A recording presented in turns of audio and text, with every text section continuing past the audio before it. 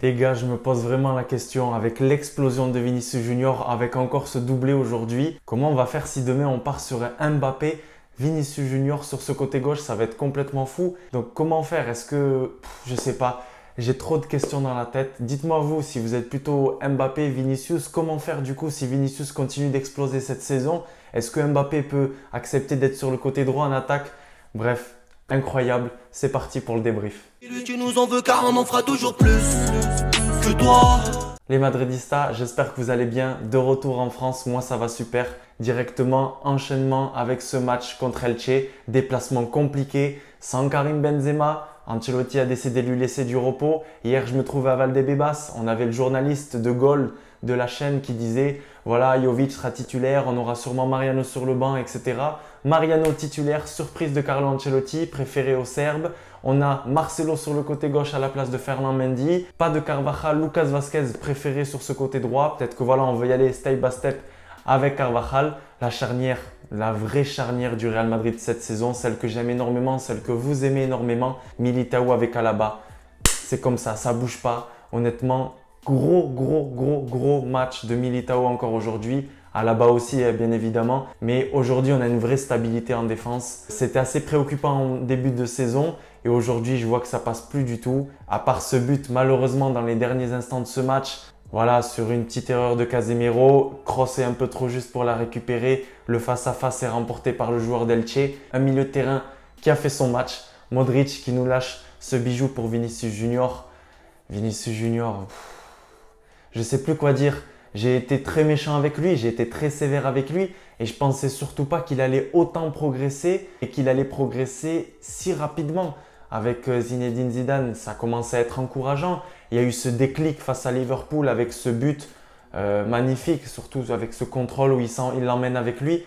Et puis ça a continué.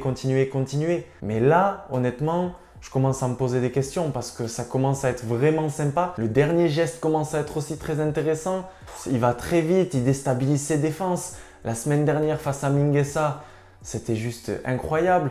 Là aujourd'hui, il n'a pas eu énormément de ballons, il n'a pas eu énormément d'occasions. Mais voilà, à Elche, c'est compliqué, le terrain est compliqué. Et boum, je mets mon doublé, je sauve, je prends cette cape de super-héros. Karim Benzema, tonton, t'es pas là, c'est moi le boss, c'est moi qui prends le relais en attaque. Blessure de Rodrigo dès la 17e ou 18e minute, remplacé par Marco Asensio. Marco Asensio qui fait du Marco Asensio sur son côté. On voit la différence entre un Vinicius Junior qui vient, qui bouleverse cette défense-là et un Marco Asensio. Et j'entendais justement lors du match Real Madrid de Osasuna cette semaine mercredi, derrière moi dans le public, des socios qui disaient Marco Asensio, c'est ça, ça fait mal de le dire, mais il a un très bon pied gauche, il prend son ballon sur son côté droit, il lève la tête, il essaye soit de centrer, soit il la donne vers l'arrière, mais à aucun moment ça vient déstabiliser, ça vient essayer de chercher voilà, une solution, une option avec Lucas Vazquez s'il est là, avec Carvajal, c'est du Asensio tout craché. Mariano, à part cette déviation magnifique pour Vinicius Junior, on ne l'a pas vu du reste du match. Il a eu ici un face-à-face justement face à Casilla, ancien gardien du Real Madrid, où il fait une belle fin de compte, crochet. Là, il peut tenter un petit extérieur. Finalement, il tente, ça finit à l'extérieur. Sinon, Mariano, ben voilà, quand il n'y a pas Karim Benzema, c'est assez préoccupant. Hier, on avait un article de AS, le fameux journal, qui nous dit « Le Real Madrid tremble sans Benzema ». C'est un petit peu ça. Aujourd'hui, si on n'a pas l'individualité de Vinicius Junior, l'exploit de Vinicius Junior avec son talent qui nous sauve, honnêtement, on n'a pas vu grand-chose. On a juste après Carlo Ancelotti qui répondait au micro de Movistar et qui disait tout simplement « Ce Real Madrid a bien joué, a maîtrisé son match. Il a dit « Ce n'était pas exceptionnel, mais les 3 points sont là. » C'est ça qu'il faut retenir aujourd'hui. Alors, vous allez dire que je trouve des excuses à chaque fois, mais c'est vrai qu'il y a le nul à Villarreal, il y a la défaite face à l'Espagnol, ensuite il y a cette victoire au Camp Nou qui est très importante, ça un classico ça se gagne. On enchaîne avec un match nul au Bernabéu, j'étais au stade, vous étiez certains au stade et devant votre télé, vous avez bien vu que cette équipe elle a tenté. J'ai reçu plein de messages, Nono, à un moment on avait 74% de possession, 78% de possession, etc. Vinicius a tenté, Benzema a tenté, Marcelo quand il est rentré a tenté, Eden Hazard aussi, bref, tout le monde a tenté face à Osasuna, mais ça ne voulait pas rentrer. Aujourd'hui, c'était un peu plus timide offensivement, mais voilà, ça reste des équipes Elche, Osasuna. Et je ne vais pas parler de bus non plus, mais voilà, ça attend derrière à 4, à 5. Et quand ils ont la possibilité de te faire mal sur une contre-attaque, ils tentent le maximum pour éviter d'en prendre eux aussi de leur côté 3 ou 4. Aujourd'hui, c'est 2-1. Il y a cette erreur comme je vous l'ai dit. Sinon, normalement, on n'encaisse pas de but. Moi, je trouve qu'à Elche, avec un match 3 jours auparavant, avec aussi 3 jours auparavant un Classico, les matchs qui s'enchaînent, la victoire 2-1 à l'extérieur, elle fait du bien, elle est à prendre. Je vous dis, il y a plein de clubs en Liga qui aimeraient avoir ce résultat de 2-1, de prendre ces 3 points là-bas. C'était compliqué. Là, on enchaîne directement mercredi avec la Ligue des Champions face au Shakhtar. Donc, il y a l'équipe qui est là, qui continue de travailler. Et il y a Karim Benzema qui a été laissé au repos parce qu'on doit absolument gagner face au Shakhtar. Ce sera à domicile au Santiago Bernabéu. C'est mercredi à 18h45. Les entrées en jeu, on a eu les changements des latéraux avec Dani Carvajal qui fait une entrée plutôt intéressante. D'ailleurs, je n'ai pas parlé de Lucas Vazquez, mais match plutôt sympa de la part de Lucas Vazquez qui continue dans son rôle de soldat. Moi, j'appelle, c'est le soldat du Real Madrid qui joue un peu partout, qui essaye de sauver son équipe comme il peut.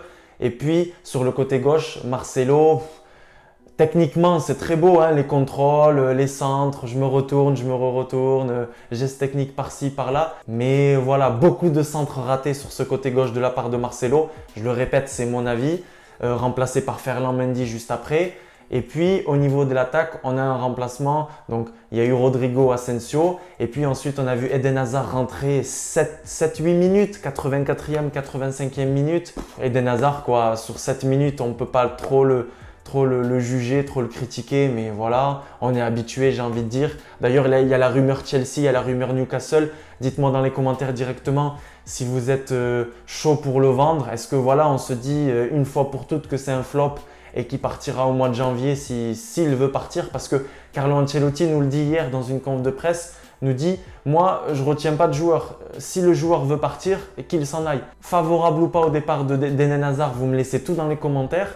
Et puis ensuite, entrée de Camavinga à la place de Luka Modric. La passe de Luka Modric. Déjà, la passe de Toni Kroos pour Luka Modric. Lucas Modric pour Vinicius Junior. Ce milieu de terrain légendaire qui continue de bluffer la planète football. On a beaucoup parlé du Busquets Xavi Iniesta qui a été exceptionnel et en tant que madridista, on est obligé de le reconnaître. Mais il faut aussi parler de ce Casemiro Kroos Modric. Casemiro qui se blesse en fin de match, plein de sang, un guerrier partout à aller ratisser, chercher ses ballons. Bon, fautif sur ce 2-1 malheureusement, mais sinon voilà, c'est exceptionnel lui de son côté les erreurs. Et moi, je sais que parfois, je voulais un petit peu de renouveau. Je voulais peut-être que Modric soit remplacé par un tel. Mais je me dis, Luka Modric, la qualité de passe, Toni Kroos, les statistiques sont folles. Honnêtement, Toni Kroos, on a du mal à le voir, à le reconnaître parfois, hein, je dis par certains. Mais c'est vraiment le joueur de l'ombre, quoi. Mais il y a un nombre de ballons qui passent par lui, c'est juste exceptionnel. Donc, ouais, parfois, ça m'avait un peu saoulé d'avoir ce milieu tout le temps. L'entrée de Camavinga plutôt intéressante, même si voilà, il y a 7-8 minutes de jeu. Je pense à une action où c'est plutôt bien ce qu'il fait. Il décale sur le côté droit. Après, ça part complètement en vrille malheureusement. Mais on prépare l'avenir avec Camavinga, avec Valverde. C'est deux joueurs que j'aime vraiment bien. Surtout Valverde, c'est un de mes joueurs préférés. Mais je me dis que balle au pied, on va perdre quand même en qualité lorsque malheureusement Modric va terminer sa carrière au Real Madrid ou peut-être qu'il va juste partir et trouver un autre club. Toni Kroos, ça va, on peut encore l'avoir pour 1 ou 2 saisons à son prime. On va être habitué à voir ça et lorsqu'on va peut-être passer sur des joueurs qui sont très bien au milieu de terrain mais qui n'ont pas cette touche-là, on va se rappeler la bonne époque et on va se dire on a eu la chance de voir la BBC et on a eu la chance de voir Casemiro Kroos Modric. La nécessité d'avoir un attaquant au mois de janvier. Je sais qu'il y a la rumeur Cavani. Est-ce que Manchester va se séparer de Cavani alors qu'il vient à peine d'arriver?